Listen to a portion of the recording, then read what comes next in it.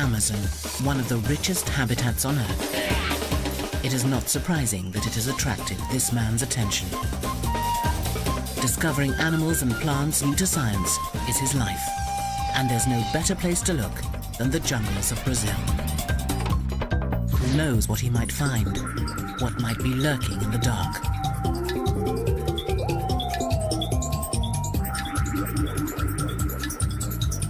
With a love of the wild and a special passion for primates, he's driven on in his search. Mark van Roosmalen never tires in his quest as the species hunter.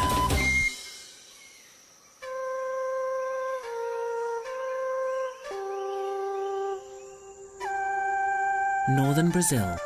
Here the lush Amazonian rainforest supports untold colourful and secretive creatures. The Amazon region of South America is home to the richest primate populations on Earth, a fact that has attracted the attention of a very special man. Mark van Roosmalen is more than just a lover of monkeys. He's a primatologist, a hero for conservation and a professional species hunter. His work takes him deep into the jungle, and it's his love of monkeys in particular that draws him back time and time again to northern Brazil and the dense forest surrounding the Aripuanã River. Mark has dedicated his life to finding new species and fighting to protect their environments. Now on board his houseboat, the Calibeia, Mark embarks on a new mission and wonders what secrets the forest still holds. It all started in 1996 when somebody delivered a little monkey at my doorstep in Manaus. And I immediately saw that it was a new species of primate, that I didn't believe before that you could find new species of primate. This little monkey, which Mark named Dwarf Marmoset in 1998 and later described as Calibeia humilis, launched a long line of new discoveries.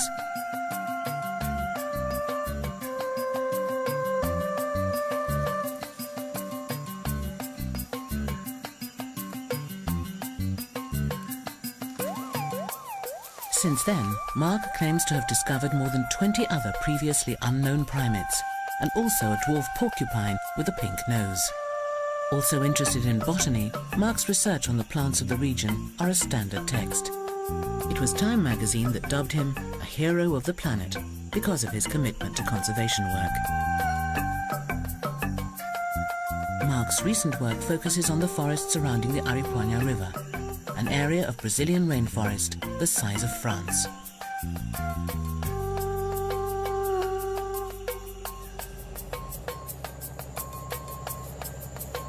It takes a special knowledge to be able to pick out a new species from this vast sea of green. Looking for something new in this animal mecca is like looking for a needle in a biological haystack.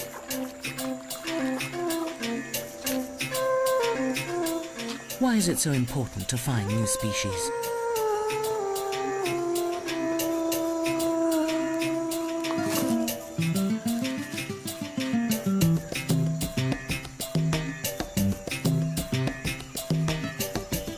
New species add considerable weight to his case to have this forest declared a sanctuary.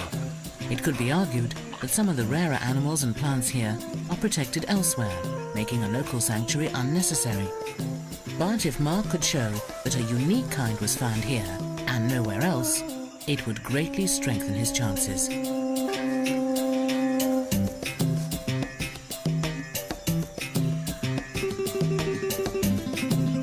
But how do you start looking for a new species of animal unknown to science? Mark has an unlikely source.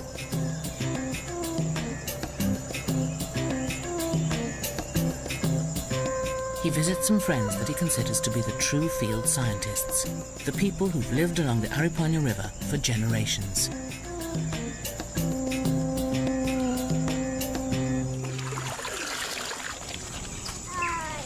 They have contact with all sorts of animals, from macaws to curassows, parrots to primates. Monkeys can end up as pets, and Mark knows that one family's pet might just turn out to be the world's scientific bombshell. He regularly visits the villages or caboclos.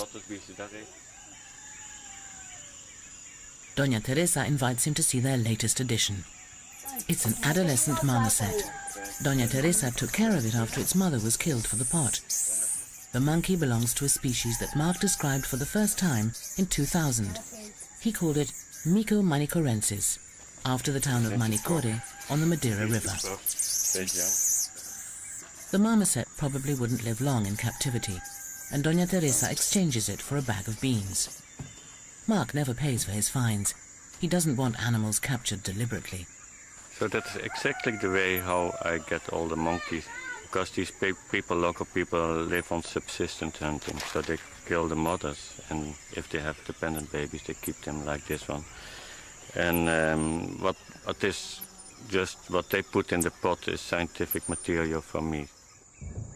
Not only are the animals saved from a cramped and uncertain future, but they could help Mark get protection for animals so rare that they're completely unknown to the outside world. As Mark speeds away, the skies open over the village. Here, every year, up to 7 meters of water drench every square meter of forest floor in the floodplain forest. Once the soil is saturated, water seeps into the rivers.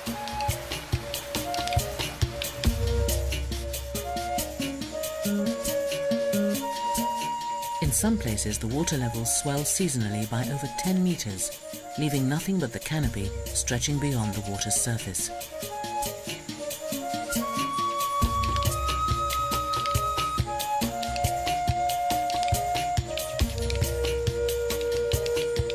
Now flowers blossom, and fed by the nutrient-rich waters, fruits ripen.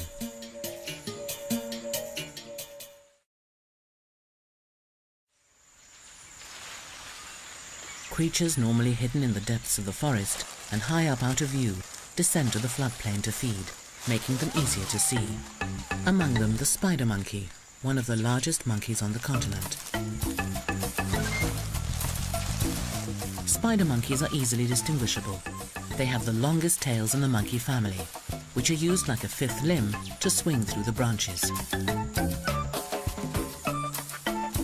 Living in large troops, they split into smaller foraging parties during the day, spreading out to find the best feeding spots. The similar-looking woolly monkey eats a more varied diet of insects and small animals, but also descends to enjoy the rich fruit bounty. With food in abundance, there's plenty of time for play. Above water, any creature would have trouble making their way through the tangle of branches. But beneath the surface, it's a different story. Released from the cramped confines of the river, fish disperse between the submerged tree trunks.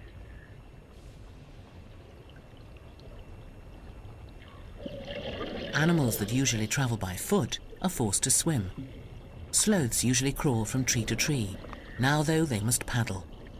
Moving at their own pace, they're surprisingly good swimmers, but that's about as energetic as a sloth ever gets.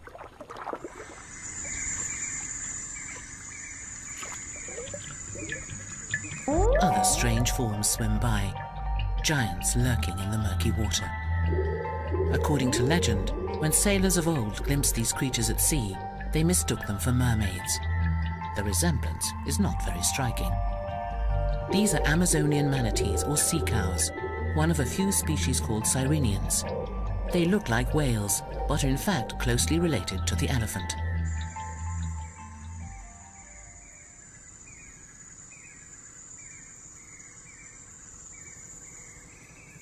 Meanwhile, back on board the Calibeya, the little marmoset has settled in well and become a much-loved member of the crew.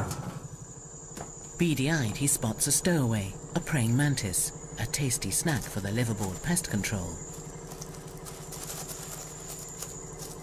Mark enjoys his new companion, but knows their time together is limited. Mark always takes the time to catch up with his neighbors and makes regular house calls to consult these local zoologists. Mark hears many remarkable stories from his friends. Who knows what creatures they will find? Ephraim tells of a large creature living in the jungle surrounding their village. Could this be a species unknown to science? At first, it doesn't sound all that remarkable. A tapir.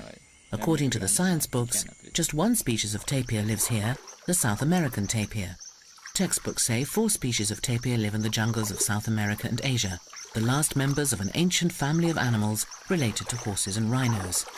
The South American Brazilian tapir is the heaviest land mammal on the continent, weighing around 250 kilos.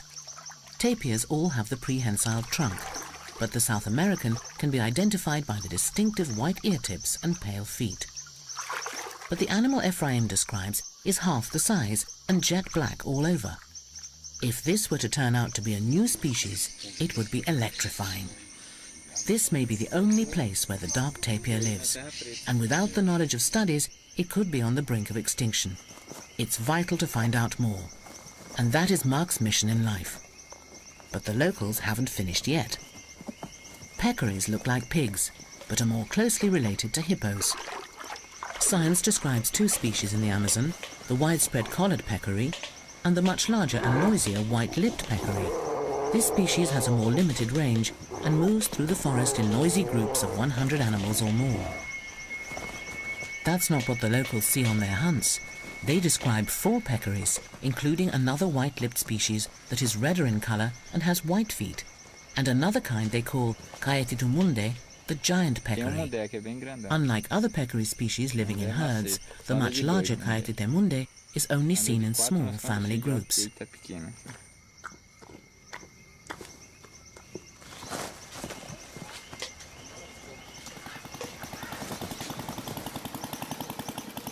They recall hunts for this larger prey. The world of museums, biology and scientific journals means little to these men.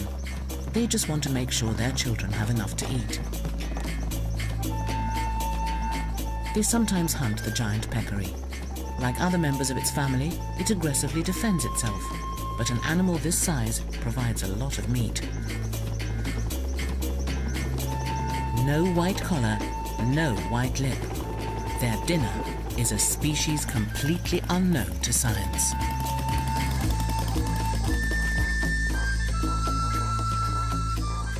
As the days pass, the Calibeya takes Mark and his crew further into the forest. What new surprises lie in wait?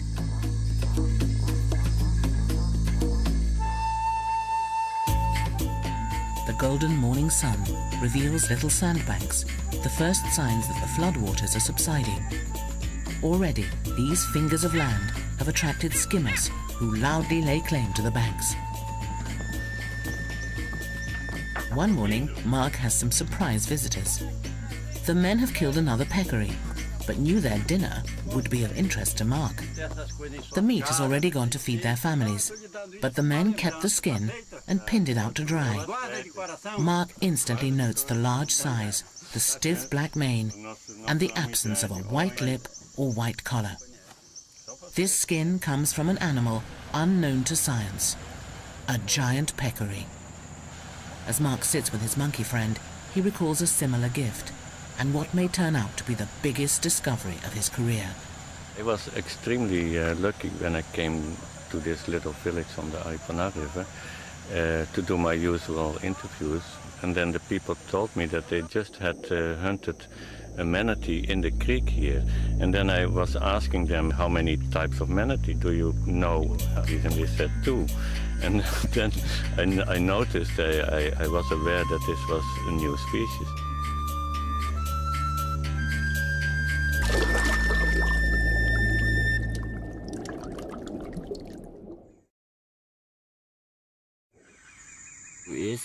Frankie describes the animal killed. It was tiny, not much more than a meter in length, black with a distinctive white heart shape on its chest.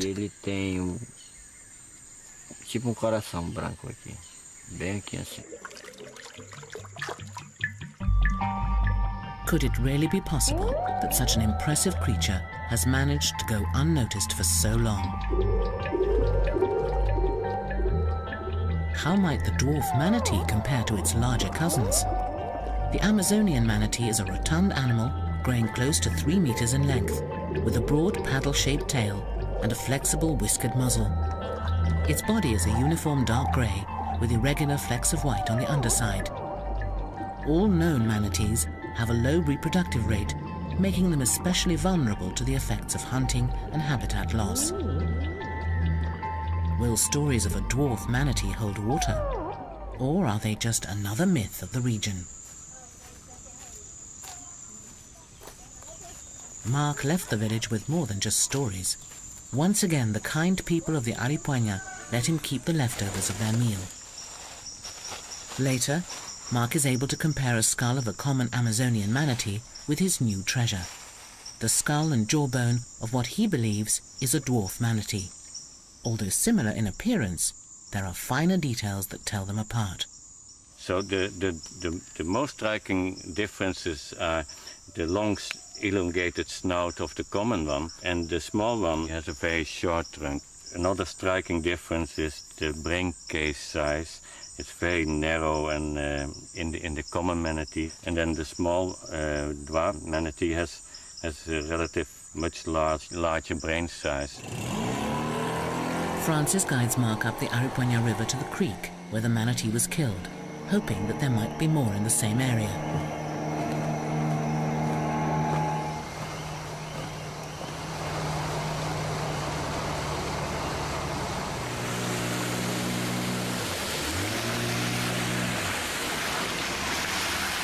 They spot one of the Amazon's oldest inhabitants.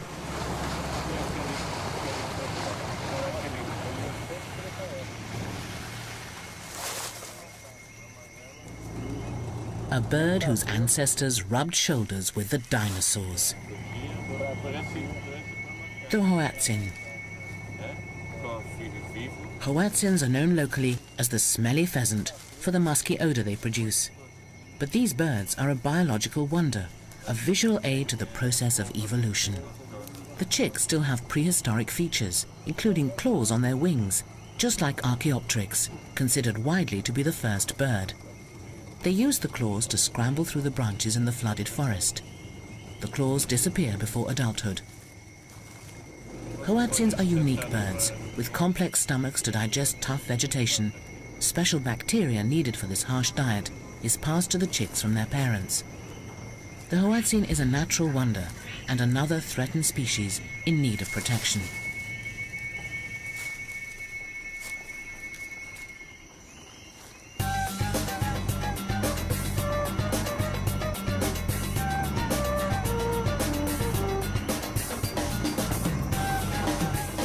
Francis directs Mark into the Arawatsino, a tributary some 40 kilometers long. Overgrown and shallow, this flooded forest is clearly not suitable for bigger common manatees. But it could probably accommodate a smaller species. It is not an easy place to look.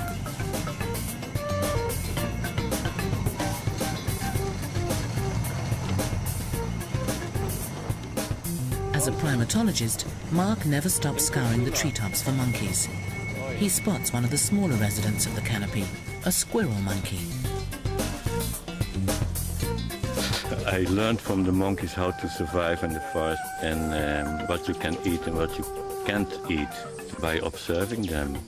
They taught me how to make a living without killing any animal. Mark has become a vegetarian, mimicking the monkeys' fruity diets. Charismatic squirrel monkeys are among the monkey man's favorite subjects. The creek narrows with fallen trees forming barricades, but there is clearly lots of leaf matter. Could this be the food of the dwarf manatee? Dead wood lies across their path, but Mark won't allow such minor obstacles to get in his way.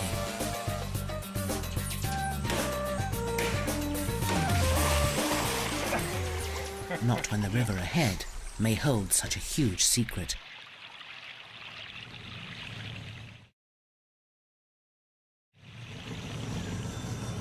As the search for a new species continues, Mark hears a song that is music to his ears, the duet of titty monkeys.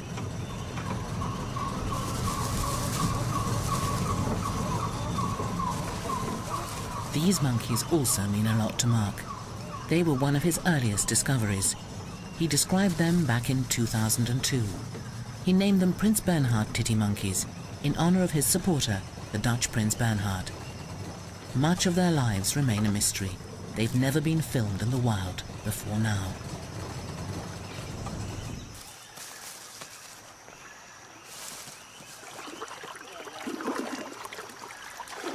the end of the road.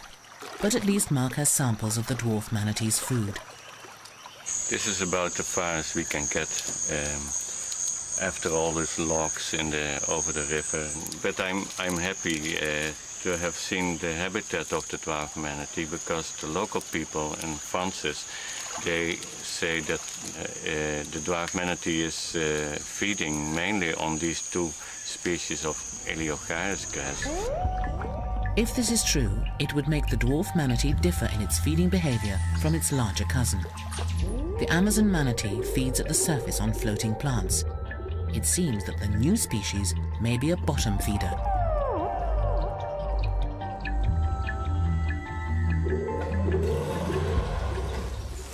Mark will have to try again in the dry season.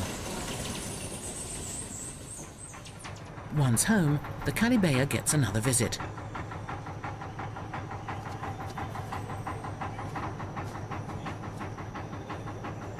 The unusual watchman announces their arrival. River traders bring in supplies of eggs and flour. Mark always exchanges news with these people.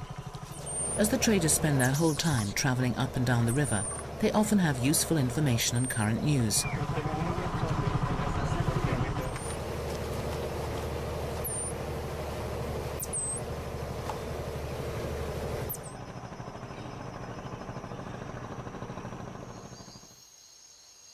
September sees a change in the weather. The huge floodwaters finally subside, revealing the forest floor once more. The Calibea's progress has slowed to negotiate newly emerging sandbanks.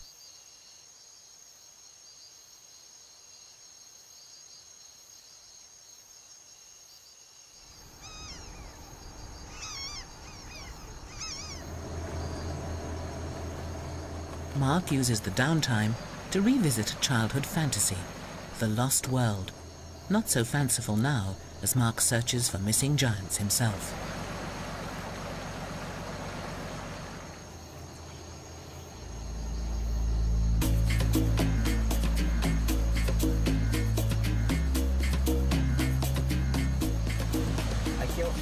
Calibea's captain weaves her slowly through treacherous sandbanks, some of which he can barely see below the surface.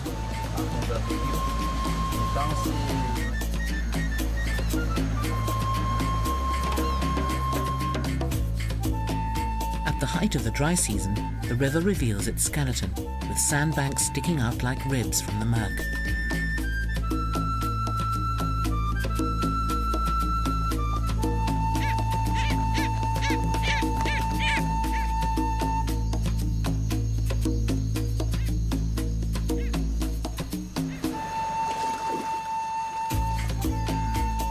Ground-nesting birds, such as nightjars, crouch on their nests to prevent the sun hard-boiling their eggs.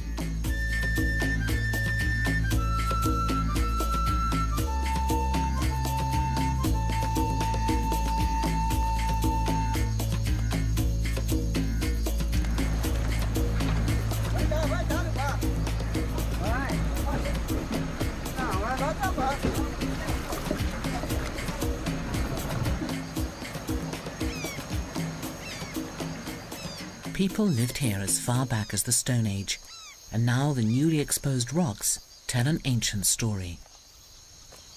Here the Stone Age Indians clearly depicted a manatee. Here's the tail of the manatee, and here's the head. And I consider this a good omen in the search for the dwarf manatee. Maybe they depicted the dwarf manatee. I hope so. This is one of the nicest engravings here. It's of a dolphin. It's a long, elongated snout and a high forehead. Unlike other dolphins, pink river dolphins or botos can turn their necks because the vertebrae have not fused. When the forest floods, botos twist through the tree trunks. They have long tooth-lined beaks and in the murky waters of the Amazon have lost the need for sight. Their tiny eyes give them a prehistoric appearance. The dolphins use sophisticated internal sonar to avoid collision in the gloom.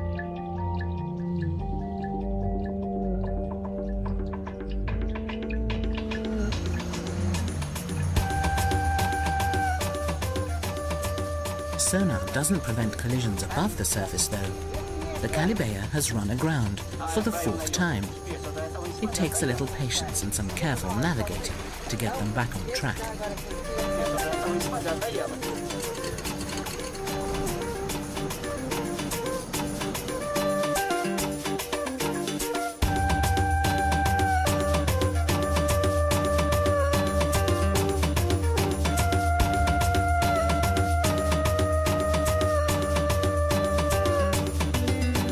Finally, the ship reaches the Arowazino Creek.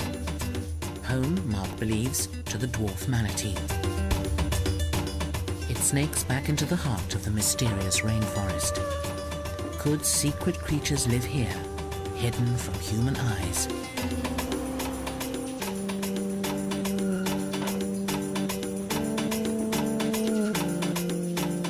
After months underwater, the sandy riverbanks are rich in minerals from decaying vegetation. Butterflies flock to lick up the nutritious cocktail.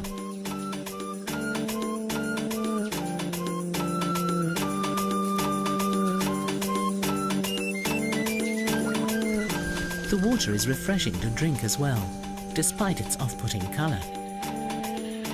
Mark is anxious to press on in his search for the dwarf manatee. A find this size could draw international attention to the region, perhaps creating pressure to give it official protection, saving not only a new species, but protecting the habitat of the monkeys that Mark so loves. With that fresh inspiration, he presses on in his search. Francis joins him again, along with his brother Ephraim. Logs and branches clog up the creek. Progress upstream is frustratingly slow. It's a bit of a helter-skelter ride, and they keep the chainsaw close at hand.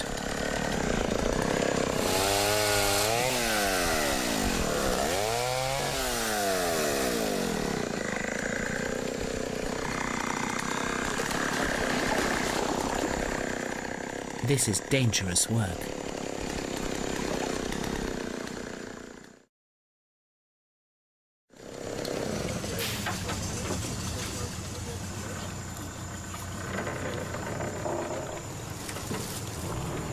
Francis spots one of the logs they cut just a few months ago, in the rainy season. It shows just how far the water level has dropped, some 4 or 5 meters. The speedboat's engine shatters the peace of the rainforest, disturbing the inhabitants. They spot an empty den, but the owners are nearby. The 3 men stop to get a closer look.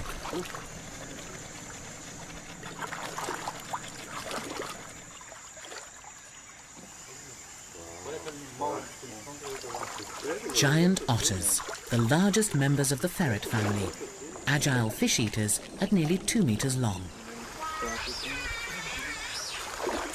Mark decides to take a dip.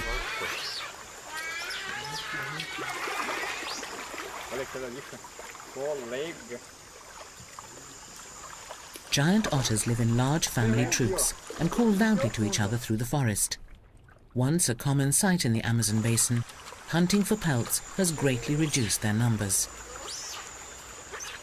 The otters seem reluctant to approach the bather, so Mark takes a look at their home instead. Otters don't always dig their own dens. Sometimes they find a natural cavity, such as this one, in the roots of a tangled tree. Butterflies have gathered on the den floor, perhaps absorbing minerals from the otter's urine or oil from their last fishy meal.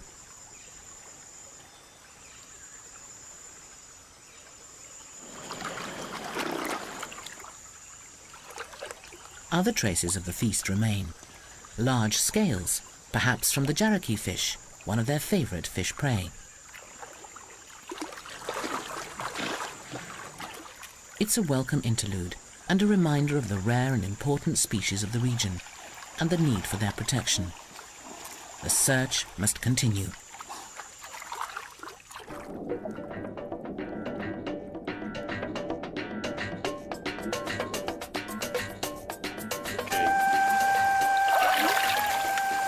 Vamos.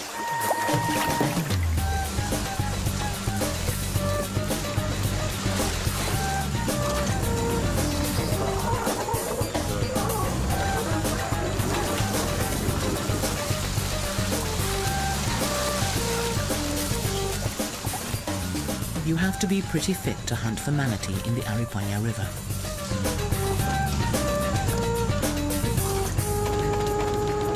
Only small caimans could live in this shallow creek.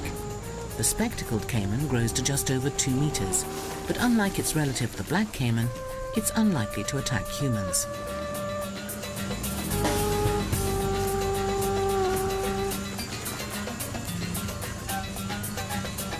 Mark looks for a good spot to begin his search.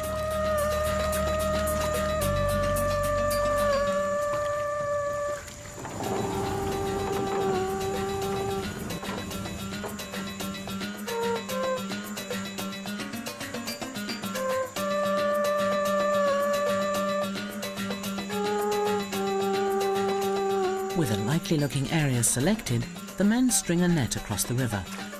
They hope that if a manatee is travelling downstream, they'll be able to corral it, holding it in a netted part of the river for a few days, giving Mark a chance to examine it and confirm the discovery.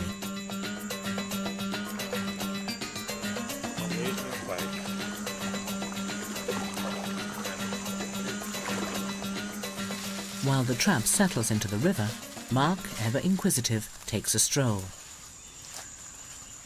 Jungle dramas are being played out at all levels, and Mark finds great interest in it all.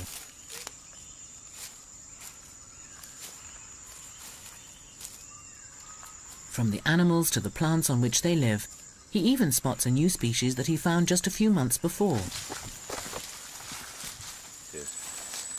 Here's the flower of Gustavia. So this represents a new species.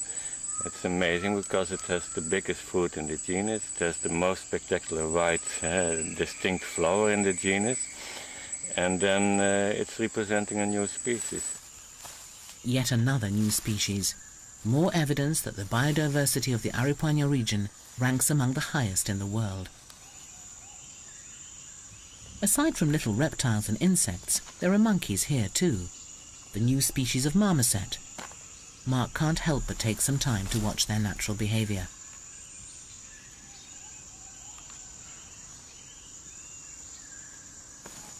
Like most marmosets, this new species appears to live in close-knit family groups, each defending a territory of their own. He hopes soon to return his captive friend to a wild group like this.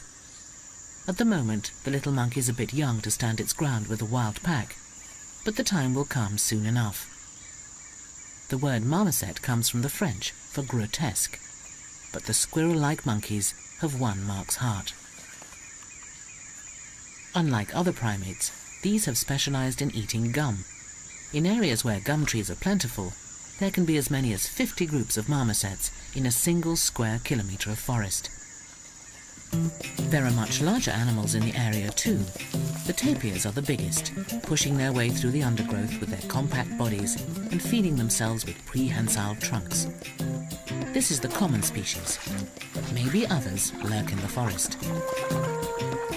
Predators of the tapir are few and far between. The great cats have been almost hunted out of existence, though a few pumas still stalk in the shadows.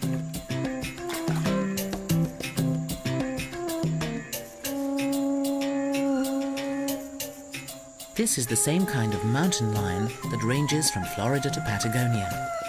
Unlike many cats, these jungle dwellers are quite unafraid of water.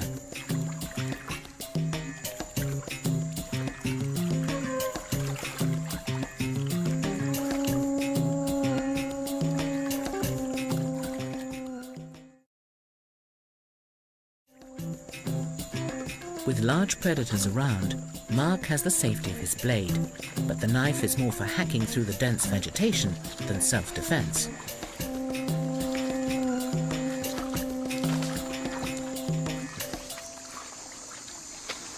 We set the second fence about 1.5 kilometers upstream, but we saw a place where they recently had browsed the Eliogaris grass. Francis tells Mark how the dwarf manatee feeds. So in July he saw from a distance that a manatee was feeding on a place like this. They have a sloppy way of browsing. They're eating, but then lots of grass stems float and they don't go into the mouth. By contrast, the larger manatee doesn't eat the grass. It's a surface feeder, preferring larger aquatic plants like water hyacinth. This adds weight to Mark's idea that the smaller dwarf manatee is a bottom feeder. How much food would it need, and what size of territory would it require? The Amazon manatee eats 10 to 15 kilos a day and spends up to 8 hours feeding. They migrate with the rains and are capable of fasting for up to 200 days during periods of drought. Could this provide a model for the ecology of the new species? The men plan to spend several nights in the forest. The forest provides their evening menu.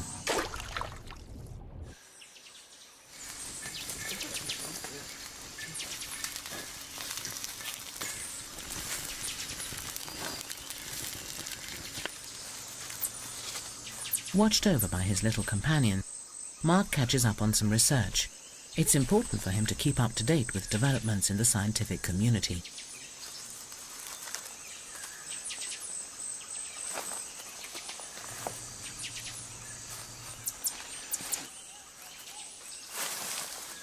It's easy to nod off when serenaded by a chorus of frogs and insects.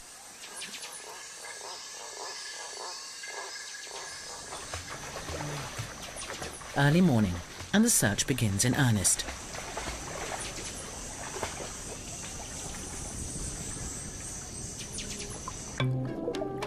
The men scour every pool. A few months ago, these fish dispersed through the flooded forest. Now, in the low river, they swim in tight shoals.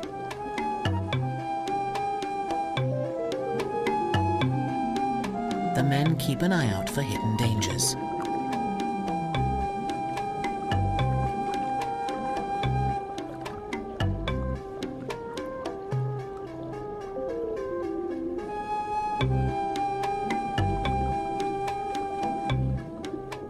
Mark spots a stingray, despite its superb camouflage of sand and stillness. It has a poisonous barb on its tail. If it lashes out, it could inflict an agonizing wound. It's nearly a meter across, but quickly disappears again under a fine dusting of sand. A reminder that even large animals can remain undetected in the forest.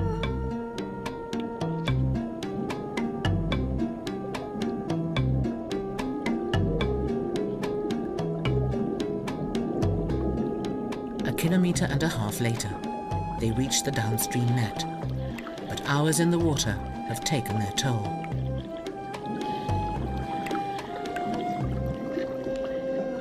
I feel very cold. I'm totally undercooled, and it shows how you can almost freeze to death in the rainforest. After 1.5 hours diving and looking under the logs, and in the deep pools, we didn't find any manatee. But we have good hopes that tomorrow we go another few kilometers upstream. The men dismantle the lowest net and set up again further upstream. They work in this way for 1 week, covering some 12 kilometers of river. On one trek through the Iguapu, they discover signs of another large animal, the biggest feline predator in the Amazonian jungle. And it has recently sharpened its claws.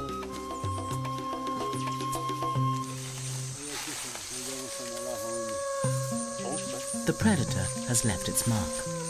The scratch marks on the tree trunk show just how high the jaguar stretched.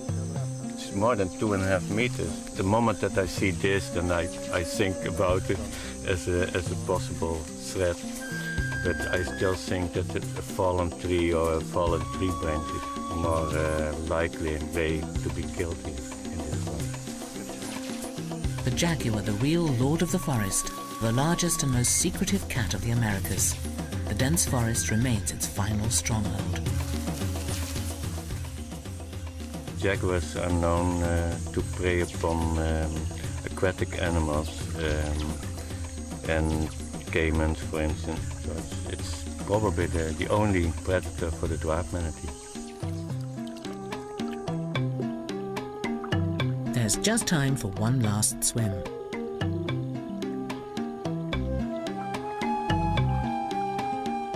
Plenty of small caimans, but no dwarf manatees.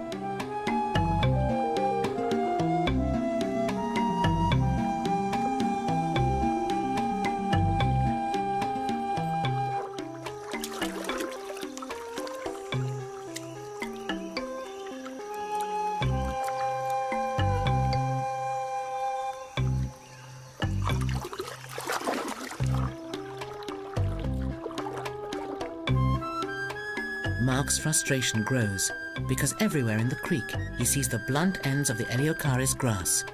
He believes only a manatee would chomp the grass like this.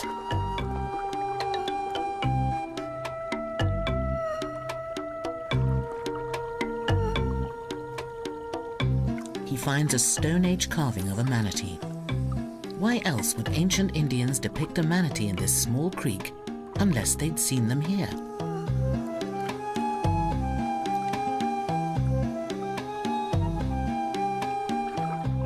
All too soon, they reach the lower net. The search is over.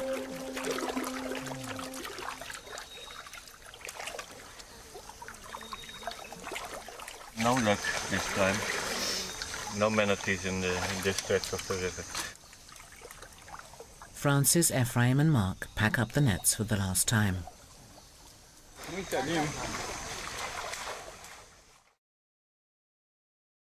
The mission is over for the time being. But while they're deep in the forest, one important task remains. Time for one member of the family to say goodbye. Mark had never planned to keep his little stowaway and has decided that it's time to return him to the forest. It will be wonderful to see him back in the wild. If Mark hadn't intervened, it would have stayed tied up in a village hut and would not have lived for long. A life in captivity rarely agrees with wild animals. Mark has had plenty of experience rehabilitating orphaned monkeys into the wild and begins by placing his little friend in a suitable spot. The monkey calls out into the forest, and from a distance, Mark can watch and wait for somebody to return the call. And he doesn't have to wait long. From past experience, Mark knows that if released near a wild group, this animal will be fine.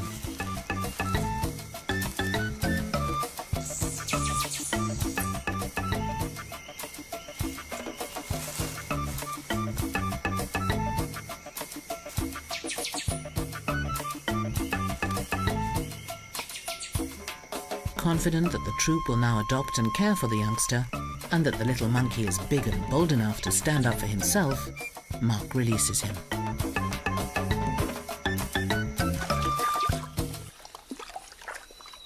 It's time to leave the forest and its secrets behind, a little disappointed that they haven't found the manatee, but renewed by the wealth of other wildlife in this region. The river may not have yielded a new manatee, but it seems the forest won't let his efforts go unrewarded.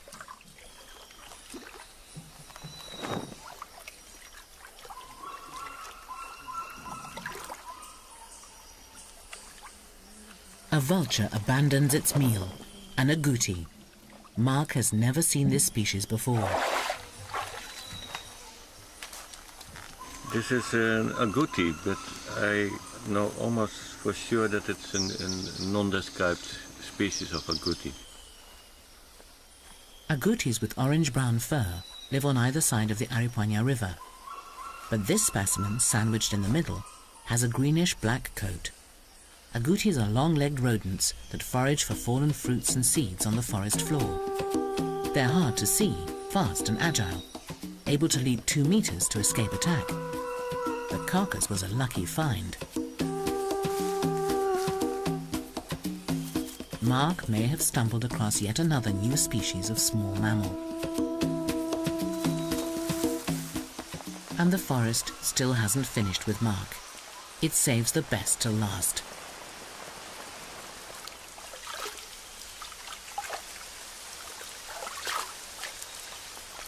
A light shower forces the men to rest for a day. Francis and Ephraim tell Mark of a nearby wallow, which they believe will attract animals from the forest.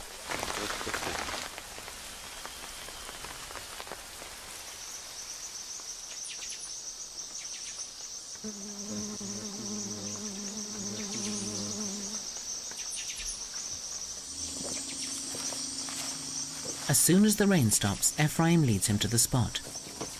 These forest people are skilled trackers, a necessity when you're making your living from the rainforest. They don't miss any signs of a passing animal.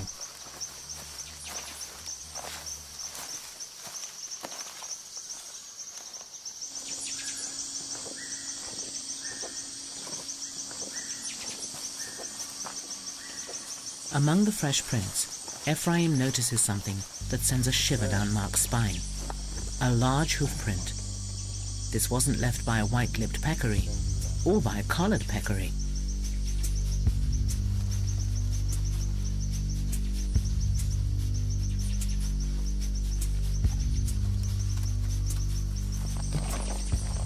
Mark immediately builds a viewing platform, determined not to miss the opportunity of seeing this creature never seen in the flesh before. The peccary, known to hunters, yet still unknown to science.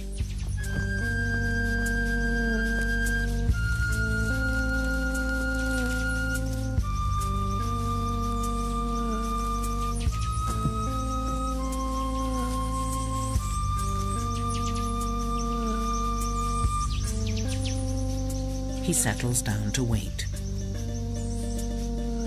And wait. And wait. There's plenty to see, but no sign of the peccary.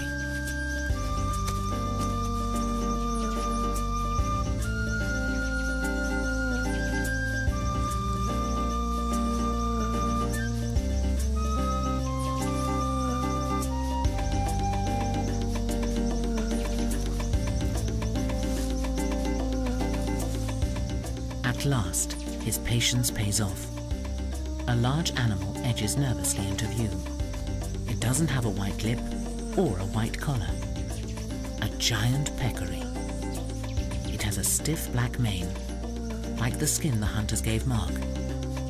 It has never been seen by a scientist before, and certainly never filmed. It lives in a small family group, confirming the observations just as the local people described it. Altogether, there are 4, 2 adults and 2 youngsters. Mark, utterly thrilled, takes in every detail. Not only does he get the chance to examine a living animal, but it's being filmed for the first time. Typically for peccaries, the animals are wary. Being one of the larger prey species, they're a favorite meal of jaguars and other larger predators, including man. Then, just minutes after they arrived, the giant peccaries begin to move on. Yeah, I'm so happy now because after sitting here for ages on the platform, I finally got some nice footage of a whole family of the new species of peccary. So now I can publish this new species. So I'm extremely happy, and I leave this platform as soon as possible with my treasure. This gives Mark all he needs to announce his discovery to the world, yet another new species. Yet in spite of its natural wealth, this area is not included on a conservation map. This area is so special that I think it deserves to be declared by UNESCO and World Heritage Site. Having finally captured the elusive giant peccary on film, Mark was able to reveal this new species to the world. He hopes to argue the case that this amazing biodiversity deserves protection, both for the species we know and those that we are yet to find. And above all, he will keep searching and fighting with skill, tenacity, and an untiring passion to preserve the wonderful world of his beloved monkeys. Mark van Rooselen, the species hunter.